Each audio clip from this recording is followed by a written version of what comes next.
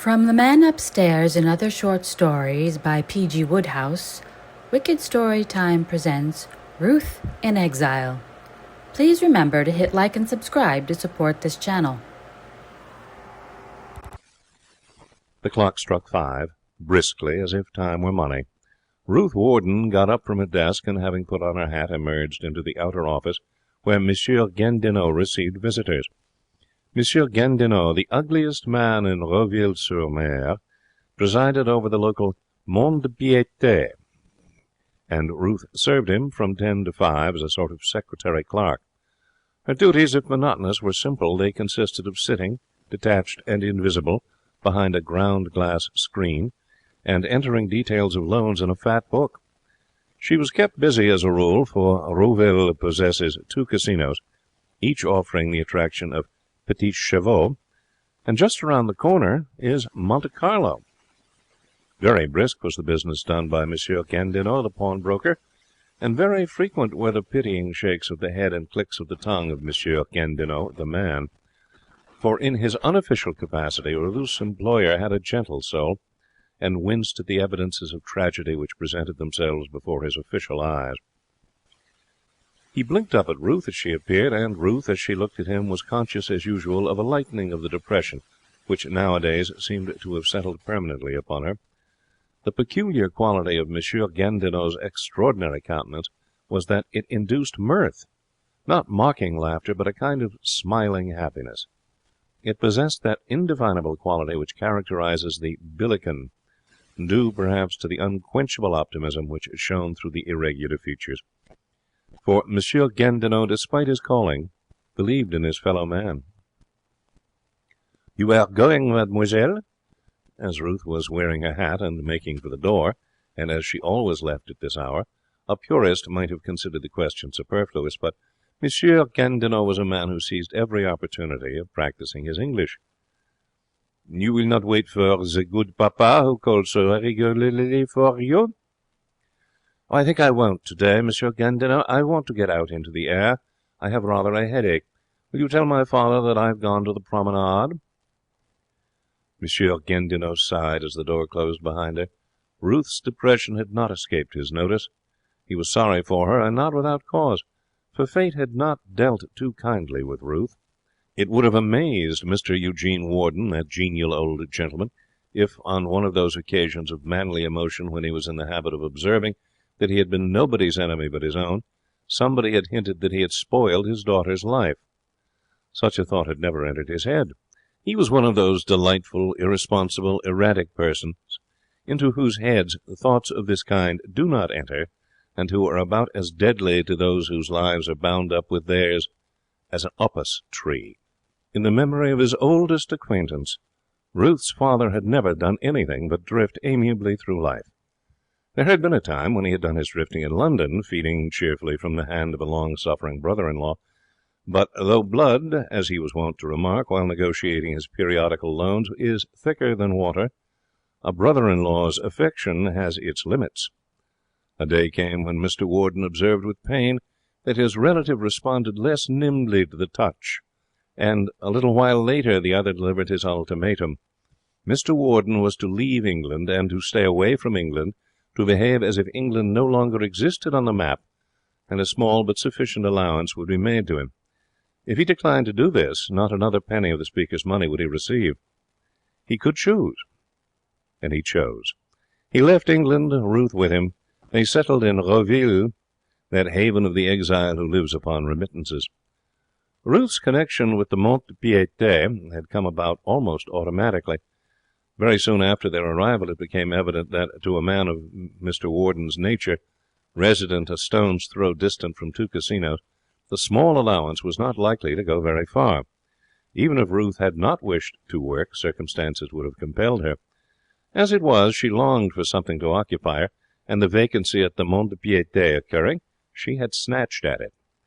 There was a certain fitness in her working there. Business transactions with that useful institution had always been conducted by her, it being Mr. Warden's theory that woman can extract in these crises just that extra franc or two which is denied to the mere male. through constantly going round, running across, stepping over, and popping down to the mont-de-piété, she had established almost a legal claim on any post that might be vacant there, and under Monsieur Gandinot's banner she had served ever since. 5 minutes' walk took her to the Promenade des Anglais, that apparently endless thoroughfare which is Roville's pride. The evening was fine and warm. The sun shone gaily on the white-walled houses, the bright gardens, and the 2 gleaming casinos. But Ruth walked listlessly, blind to the glitter of it all. Visitors who go to Roville for a few weeks in the winter are apt to speak of the place on their return in a manner that conveys the impression that it's a paradise on earth, with gambling facilities thrown in. But then they are visitors. Their sojourn comes to an end. Ruth's did not. A voice spoke to her name. She turned and saw her father, dapper as ever, standing beside her. "What an evening, my dear," said Mr. Warden. "What an evening! Smell of the sea." Mr. Warden appeared to be in high spirits. He hummed a tune and twirled his cane. He chirruped frequently to Bill, the companion of his walks abroad, a wiry fox terrier of a demeanour, like his master's, both jaunty and slightly disreputable. An air of gaiety pervaded his bearing. "I called in at the mont-de-piété, but you had gone. Gandinot told me you'd come here. What an ugly fellow that Gandinot is, but a good sort. I like him. I had a chat with him." The high spirits were explained. Ruth knew her father. She guessed correctly that Monsieur Gandinot, kindest of pawnbrokers, had obliged in his unofficial capacity with a trifling loan. "Gandinot ought to go on the stage," went on Mr. Warden, pursuing his theme. "With that face he'd make his fortune. You can't help laughing when you see it. Now, one of these days but he broke off. Stirring things had begun to occur in the neighbourhood of his ankles, where Bill, the fox terrier, had encountered an acquaintance and, to the accompaniment of a loud gargling noise, was endeavouring to bite his head off. This acquaintance, a gentleman of uncertain breed, equally willing, was chewing Bill's paw with the gusto of a gourmet. An Irish terrier, with no personal bias towards either side, was dancing round and attacking each in turn as he came uppermost. Oh, and 2 poodles leaped madly in and out of the melee, barking encouragement. It takes a better man than Mr. Warden to break up a gathering of this kind. The old gentleman was bewildered. He added his voice to the babble, and twice smote Bill grievously with his cane, with blows intended for the acquaintance, but beyond that he effected nothing. It seemed probable that the engagement would last till the combatants had consumed each other, after the fashion of the Kilkenny cats, when there suddenly appeared from nowhere a young man in grey. The world is divided into those who can stop dog fights and those who cannot. The young man in grey belonged to the former class. Within a minute from his entrance on the scene, the poodles and the Irish terrier had vanished. The dog of doubtful breed was moving off up the hill, yelping, with the dispatch of one who remembers an important appointment, and Bill, miraculously calmed, was seated in the centre of the promenade, licking honourable wounds. Mr. Warden was disposed to effervesce with gratitude. The scene had shaken him, and there had been moments when he had given his ankles up for lost. "Don't mention it," said the young man. "I enjoy arbitrating in these little disputes. Dogs seem to like me and trust my judgment. I consider myself as a sort of honorary dog." "Well, I am bound to say, Mr. Vince, George Vince. My name is Warden, my daughter." Ruth inclined her head, and was conscious of a pair of very penetrating brown eyes looking eagerly into hers, in a manner which she thoroughly resented.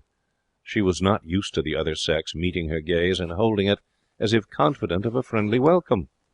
She made up her mind in that instant that this was a young man who required suppression. "I've seen you several times out here since I arrived, Miss Warden," said Mr. Vince. 4 in all," he added precisely. "Really?" said Ruth. She looked away. Her attitude seemed to suggest that she had finished with him, and would be obliged if somebody would come and sweep him up. As they approached the casino, restlessness crept into Mr. Warden's manner. At the door he stopped and looked at Ruth. "I think, my dear," he said. "Going to have a dash at the Petit Chevaux?" inquired Mr. Vince. "I was there just now. I have an infallible system." Mr. Warden started like a war horse at the sound of the trumpet. "Only it's infallible in the wrong way," went on the young man. "Well, I wish you luck. I'll see Miss Warden home." "Oh, please don't trouble," said Ruth, in the haughty manner which had frequently withered unfortunate fellow exiles in their tracks. It had no such effect on Mr. Vince. "Oh, I shall like it," he said. Ruth set her teeth. She would see whether he would like it. They left Mr. Warden, who shot in at the casino door like a homing rabbit, and walked on in silence, which lasted till Ruth, suddenly becoming aware that her companion's eye was fixed on her face, turned her head to meet a gaze of complete, not to say loving, admiration. She flushed. She was accustomed to being looked at admiringly, but about this particular look there was a subtle quality that distinguished it from the ordinary, something proprietorial. Mr. Vince appeared to be a young man who wasted no time on conventional conversation openings. "Do you believe in affinities, Miss Warden?" he said. "No," said Ruth. "You will before we're done," said Mr. Vince confidently. "Why did you try to snub me just now?" "Oh, did I?" "Oh, you mustn't again. It hurts me. I'm a sensitive man. Diffident, shy. Miss Warden, will you marry me?" Ruth had determined that nothing should shake her from her icy detachment, but this did. She stopped with a gasp and stared at him. Mr. Vince reassured her. "Oh, I don't expect you to say yes. That was just a beginning, sort of the shot fired across the bow by way of warning. In you, Miss Warden, I have found my affinity. Have you ever considered this matter of affinities?" "Affinities are wait a moment." He paused, reflecting. "I," began Ruth. "Shh," said the young man, holding up his hand. Ruth's eyes flashed. She was not used to having "shh" said to her by young men, and she resented it. "Oh, I've got it," he declared with relief. "I knew I should, but these good things take time. Affinities are the zero on the roulette board of life. Just as we select a number on which to stake our money, so do we select a type of girl whom we think we should like to marry. And just as zero pops up instead of the number, so does our affinity come along and upset all our preconceived notions of the type of girl we should like to marry. I," began Ruth again. "The analogy is in the rough at present. I haven't had time to condense and polish it, but you see the idea. Take my case, for instance. When I saw you a couple of days ago, I knew in an instant that you were my affinity. But for years I'd been looking for a woman almost your exact opposite. You are dark. 3 days ago I couldn't have imagined myself marrying anyone who was not fair. Your eyes are grey. 3 days ago my preference for blue eyes was a byword. You have a shocking temper. 3 days ago—" "Mr. Vince!" "There," said that philosopher complacently. "You stamped. The gentle, blue-eyed blonde whom I was looking for 3 days ago would have drooped timidly. 3 days ago my passion for timid droopers amounted to an obsession." Ruth did not reply. It was useless to bandy words with one who gave such clear evidence of being something out of the common run of word bandiers. No verbal attack could crush this extraordinary young man. She walked on, all silence and stony profile, uncomfortably conscious that her companion was in no way abashed by the former, and was regarding the latter with that frank admiration which made itself so obnoxious to her before, until they reached their destination. Mr. Vince, meanwhile, chatted cheerfully and pointed out objects of interest by the wayside. At the door, Ruth permitted herself a word of farewell. "Goodbye," she said. "Till tomorrow evening," said Mr. Vince. "I shall be coming to dinner." Mr. Warden ambled home very happy and contented 2 hours later, with half a franc in his pocket, this comparative wealth being due to the fact that the minimum stake permitted by the Rouville Casino is just double that sum. He was sorry not to have won, but his mind was too full of rosy dreams to permit of remorse. It was the estimable old gentleman's dearest wish that his daughter should marry some rich, open-handed man who would keep him in affluence for the remainder of his days, and to that end he was in the habit of introducing to her notice any such that came his way. There was no question of coercing Ruth. He was too tender-hearted for that. Besides, he couldn't. Ruth was not the sort of girl who is readily coerced. He contented himself with giving her the opportunity to inspect his exhibits. Rouville is a sociable place, and it was not unusual for him to make friends at the casino and to bring them home, when made, for a cigar. Up to the present, he was bound to admit, his efforts had not been particularly successful.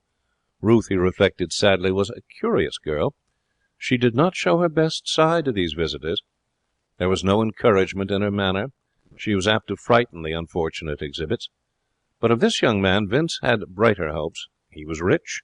That was proved by the very handsome way in which he had behaved in the matter of a small loan when, looking in at the casino after parting from Ruth, he had found Mr. Warden in sore straits for want of a little capital to back a brand new system which he had conceived through closely observing the run of the play.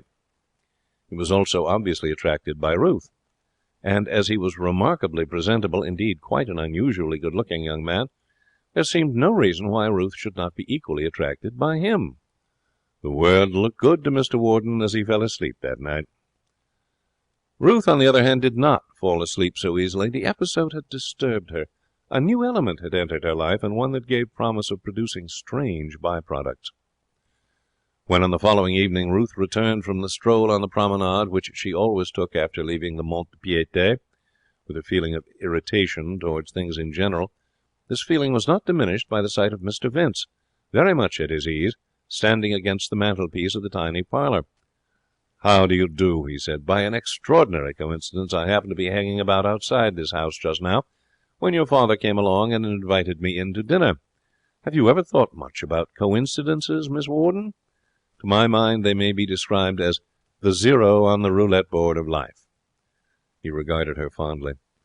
For a shy man, conscious that the girl he loves is inspecting him closely and making up her mind about him, he proceeded, "These unexpected meetings are very trying ordeals.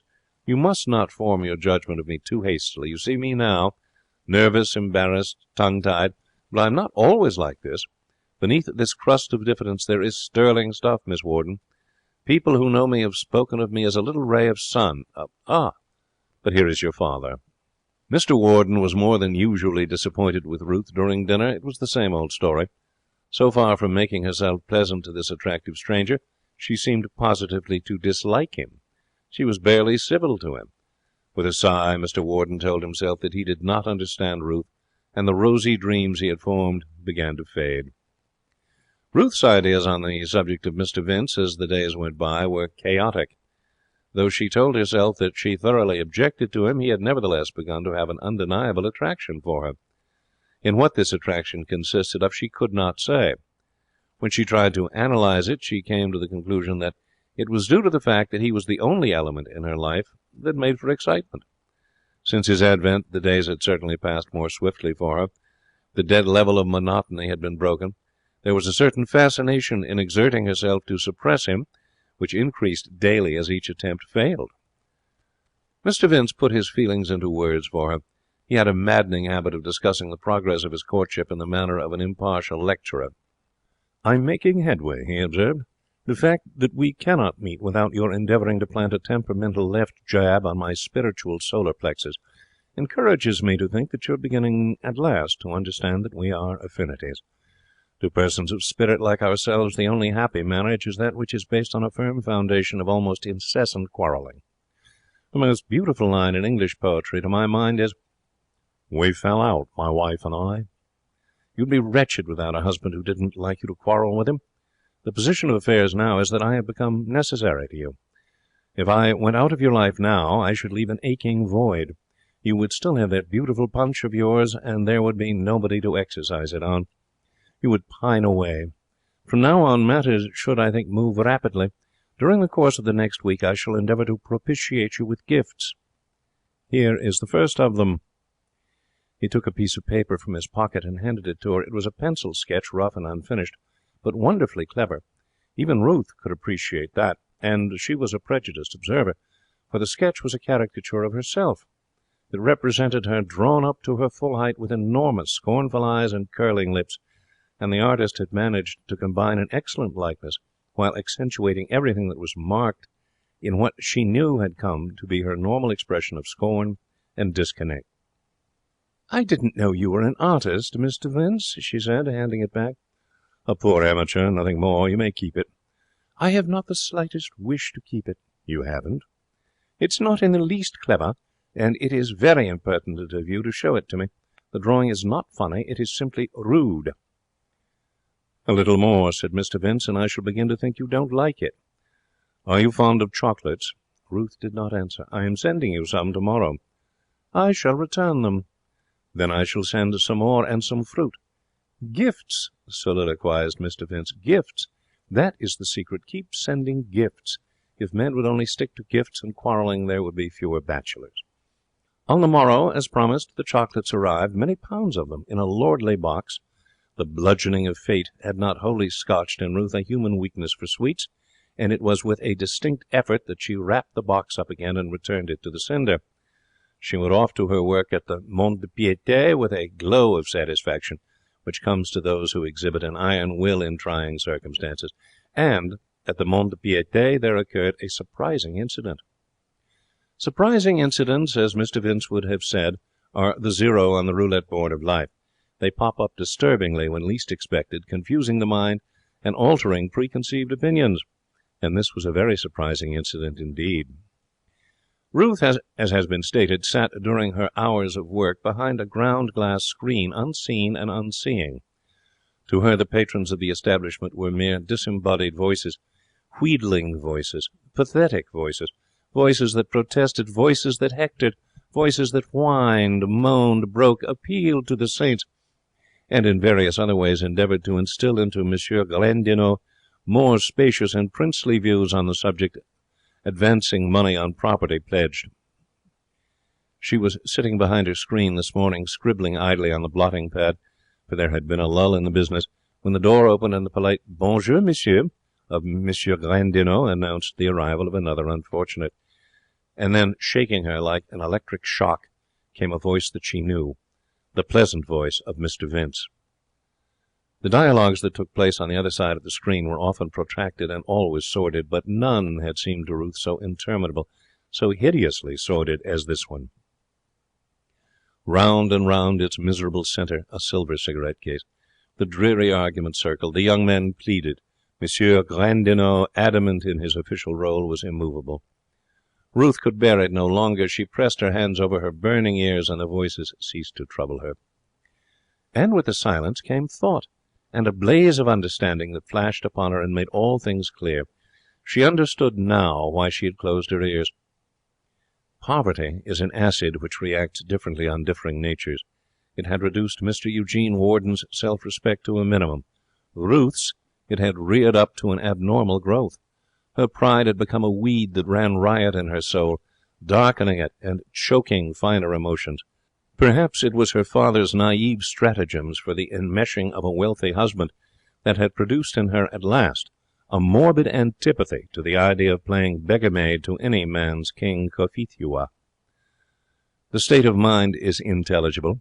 The Cophetua legend never has been told from the beggar-maid's point of view, and there must have been moments when, if a woman of spirit, she resented that monarch's somewhat condescending attitude, and felt that, secure in his wealth and magnificence, he had taken her grateful acquiescence very much for granted. This, she saw now, was what had prejudiced her against George Vince. She had assumed that he was rich. He had conveyed the impression of being rich, and she had been on the defensive against him accordingly. Now, for the first time, she seemed to know him. A barrier had been broken down. The royal robes had proved tinsel, and no longer disguised the man she loved. A touch on her arm aroused her. Monsieur Glandinot was standing by her side. Terms, apparently, had been agreed upon, and the interview concluded, for in his hand was a silver cigarette case.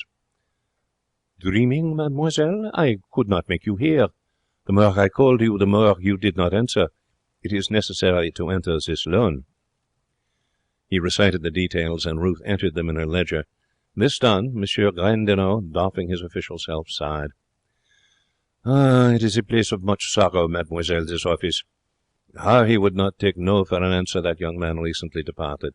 A fellow countryman of yours, mademoiselle, you would say, what does this young man, so well dressed, in a mont-de-piété? But I know better. Gandinot, you have an expression, you English, I heard it in Paris in a cafe and inquired of its meaning. When you say of a man that he swanks, how many young men have I seen here admirably dressed, rich, you would say. No. The mont-de-piété permits no secrets. To swank, mademoiselle, what is it? To deceive the world, yes, but not the mont-de-piété. Yesterday also, when you had departed, was he here, that young man? Yet here he is once more today. He spends his money quickly, alas, that poor young swanker. When Ruth returned home that evening, she found her father in the sitting-room smoking a cigarette. He greeted her with effusion, but with some uneasiness, for the old gentleman had nerved himself to a delicate task. He had made up his mind tonight to speak seriously to Ruth on the subject of her unsatisfactory behaviour to Mr. Vince. The more he saw of that young man, the more positive was he that this was the human gold mine for which he had been searching all these weary years. Accordingly, he threw away his cigarette, kissed Ruth on the forehead, and began to speak. It had long been Mr. Warden's opinion that if his daughter had a fault, it was a tendency toward a quite unnecessary and highly inconvenient frankness. She would not evade, ignore, agree not to see. She was at times painfully blunt. This happened now. He was warming to his subject when she interrupted him with a question. "What makes you think Mr. Vince is rich, father?" Mr. Warden was embarrassed. The subject of Mr. Vince's opulence had not entered into his discourse. He had carefully avoided it. The fact that he was thinking of it, and that Ruth knew that he was thinking of it, and that he knew that Ruth knew, had nothing to do with the case. The question was not in order, and it embarrassed him. I never said he was rich, my dear. I have no doubt that he has ample... He is quite poor. Mr. Warden's jaw fell slightly. Poor? But, my dear, that's absurd, he cried. Why, only this evening... He broke off abruptly, but it was too late. Father, you've been borrowing money from him. Mr. Warden drew in his breath, preparatory to an indignant denial, but he altered his mind and remained silent. As a borrower of money, he had every quality but one. He had come to look on her perspicacity in this matter as a sort of second sight. It had frequently gone far to spoiling for him the triumph of success. "And he has to pawn things to live." Her voice was trembling. "He was at the mont-de-piété today, and yesterday, too. I heard him. He was arguing with Monsieur Gandinot, haggling." Her voice broke. She was sobbing helplessly. The memory of it was too raw and vivid. Mr. Warden stood motionless. Many emotions raced through his mind, but chief among them the thought that this revelation had come at a very fortunate time. An exceedingly lucky escape, he felt. He was aware also of a certain measure of indignation against this deceitful young man who had fraudulently imitated a gold mine with what might have been disastrous results. The door opened, and Jean, the maid of all work, announced Mr. Vince. He entered the room briskly. "Good evening," he said. "I have brought you some more chocolates, Miss Warden, and some fruit. Great Scott, what's the matter?" He stopped, but only for an instant. The next he had darted across the room, and before the horrified eyes of Mr. Warden was holding Ruth in his arms. She clung to him. Bill, the fox terrier, over whom Mr. Vince had happened to stumble, was the first to speak. Almost simultaneously Mr. Warden joined in, and there was a striking similarity between the two voices. For Mr. Warden, searching for words, emitted as a preliminary to them a sort of passionate yelp. Mr. Vince removed the hand that was patting Ruth's shoulder and waved it reassuringly at him. "It's all right," he said. "All right, all right." "Affinities," explained Mr. Vince over his shoulder. "Two hearts that beat as one. We're going to be married. What's the matter, dear? Don't you worry. You're all right." "I refuse," shouted Mr. Warden. "I absolutely refuse." Mr. Vince lowered Ruth gently into a chair and, holding her hand, inspected the fermenting old gentleman gravely. "You refuse," he said. "Why, I thought you liked me." Mr. Warden's frenzy had cooled. It had been something foreign to his nature. He regretted it. These things had to be managed with restraint. "My personal likes and dislikes," he said, "have nothing to do with the matter, Mr. Vince. They are beside the point. I have my daughter to consider. I cannot allow her to marry a man without a penny." "Oh, quite right," said Mr. Vince approvingly. "Don't have anything to do with the fellow. If he tries to butt in, send for the police." Mr. Warden hesitated. He had always been a little ashamed of Ruth's occupation, but necessity compelled. "Mr. Vince, my daughter is employed at the mont-de-piété and was a witness to all that took place this afternoon." Mr. Vince was genuinely agitated. He looked at Ruth, his face full of concern. "You don't mean to say that you've been slaving away in that stuffy... Great Scott! I'll have you out of that quick. You mustn't go there again." He stooped and kissed her. "Perhaps you'd better let me explain," he said. "Explanations, I always think, are the zero on the roulette board of life. They're always somewhere about, waiting to pop up. Have you ever heard of Vince's Stores, Mr. Warden? Perhaps they are since your time. Well, My father is the proprietor. One of our specialties is children's toys.